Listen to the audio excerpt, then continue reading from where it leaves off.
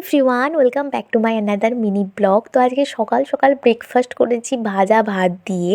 মানে এটা আমি ফার্স্ট টাইম খেলাম আর অসাধারণ খেতে লেগেছিল।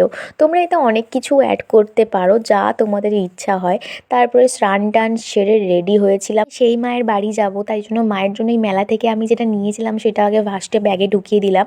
তারপরে মা বলেছিল, মানে আমার মা বলেছিল দই কিনতে মায়ের জন্য। তো ওখানে পৌঁছে গিয়ে একটুখানি হাঁটতে হয়, তাই বোন আর আমি হেঁটে হেঁটেই চলে গেলাম একটুখানি।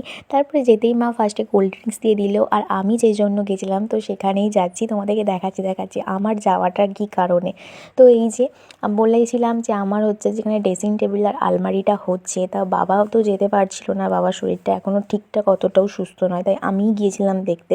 তো এখন স্ট্রাকচারটা এটাই হয়েছে, কমপ্লিট হয়েছে।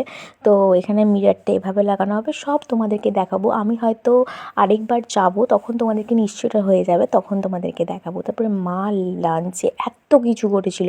দেন আমরা ছাদে উঠে গিয়ে দই খাচ্ছিলাম আর একটুখানি ফটো টটো তুলে নিয়েছিলাম। তারপরে এই বিধ্বস্ত অবস্থায় বাড়ি ফিরছিলাম। তো এভাবেই আজকে দিনটা কাটালাম। টাটা।